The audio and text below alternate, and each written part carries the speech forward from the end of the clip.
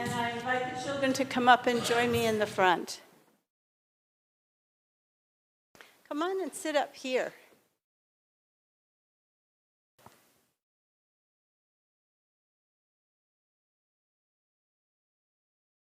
Today is a special day. Did you know that? It's a special day called Juneteenth. Isn't that a funny name? It actually started as being June 19th, but it got squished together. So now we call it Juneteenth. It started a long time ago, and it started by a woman named Opal Lee. And I wanted you to hear her story because it's an important story to be heard. So I brought this for you. She wanted people to know what it meant to be free.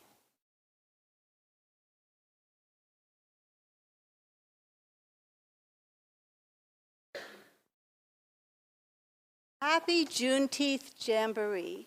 Come and join the fun. Opal Lee waved to her great-grandson as he barreled across the park. Can you see Opal Lee here?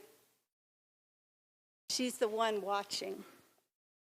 He zipped past the lines of picnic tables covered with platters of barbecue, baked bean, tomato tarts, and raspberry cobbler. He hurried past a leaping choir dressed in purple robes. He danced a jig with cowboys playing fiddles, but that did not stop his flow. Buddy ran to the blossom tree where Opal Lee held court. Her braided hair was like a silver crown. Her eyes were like twinkling stars.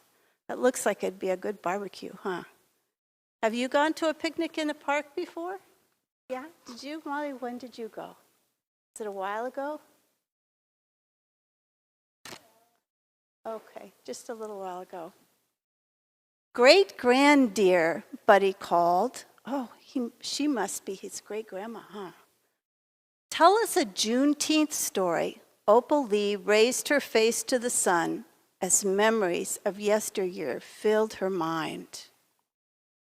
I wonder what she's thinking about. When she had been a little child in Texas, like the children at her feet, Grandpa Zach told freedom stories on his wooden porch. As Opal Lee remembered his words, she lifted her hands and cheered. Juneteenth means freedom, and now it's story time.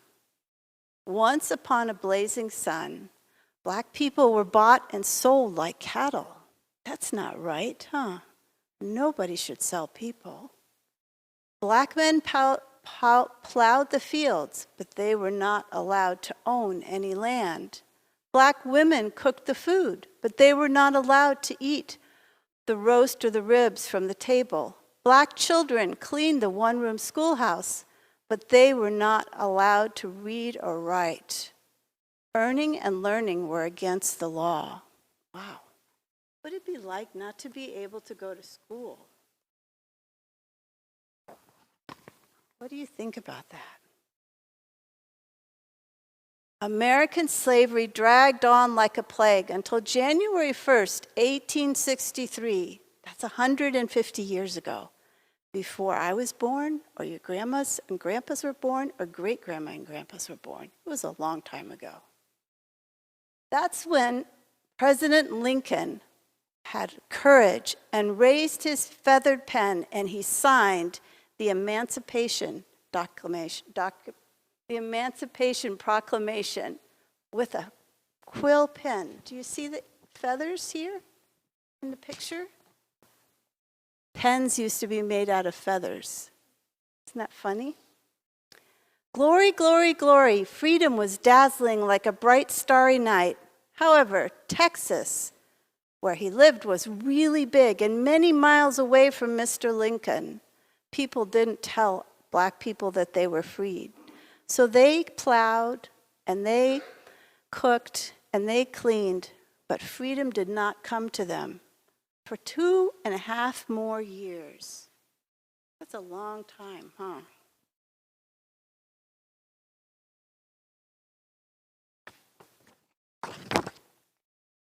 It was hard for 2 years, 5 months, and 18 weary days. And then finally, A general came and told them, "You are free."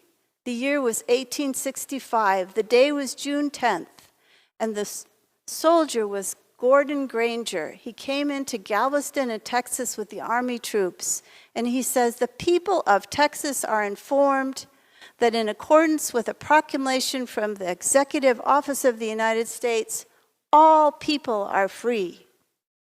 What do you think they must have felt when they heard that? What do you think? Happy? Yeah. What else? What do you think, Molly? Joyful? Yeah, really joyful. Opal Lee danced in a circle. Freedom, hope, and joy divine. Juneteenth means it's freedom time. Can you imagine the excitement? Singing filled the air. Happy tears rolled down like rain.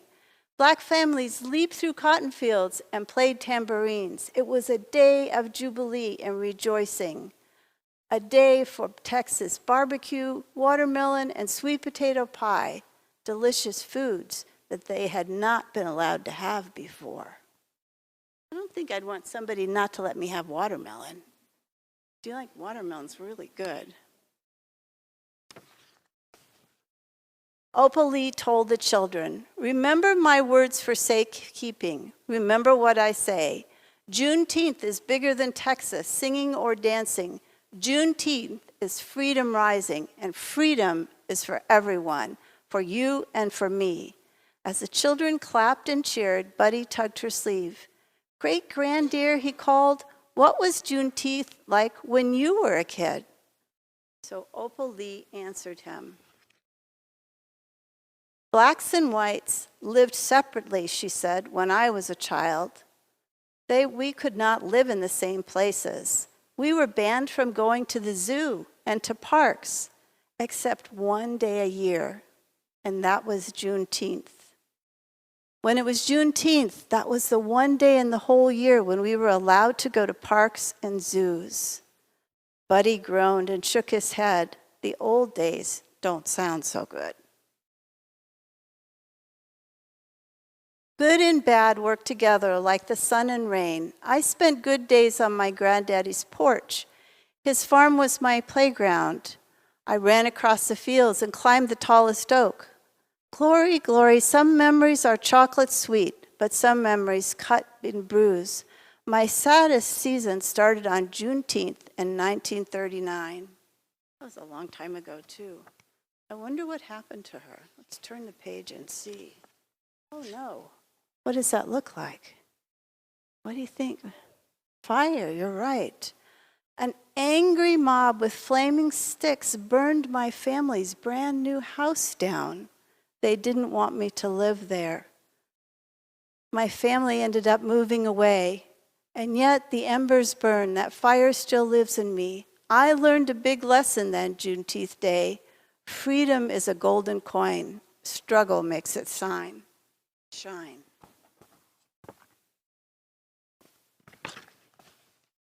And no matter how long it takes for freedom to stretch across the land, I will keep on teaching, I will keep on reaching, I will keep on walking, I will keep on talking, I will raise my voice on the prairie and the mountaintop until freedom reigns. That's what she did. Opal Lee walked all over the United States to tell everyone that we were all free.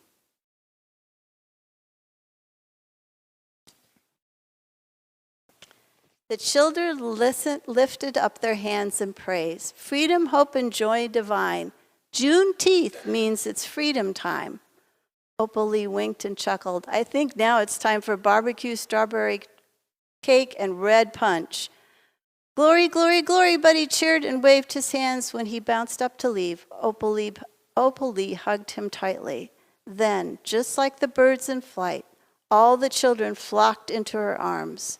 Opal Lee studied their shining faces, black, brown, bronze, gold, tan, white, and freckles.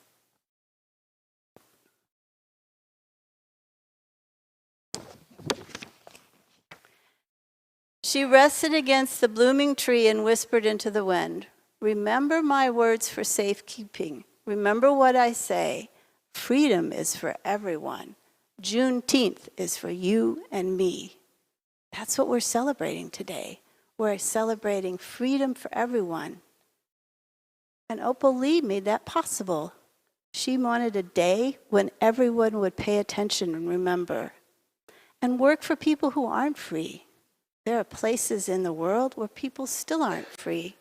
It's important to spread that message. Did you like this book? You're good listeners. I'm glad you were here. So I wanted to show you something that we'll make in a little bit.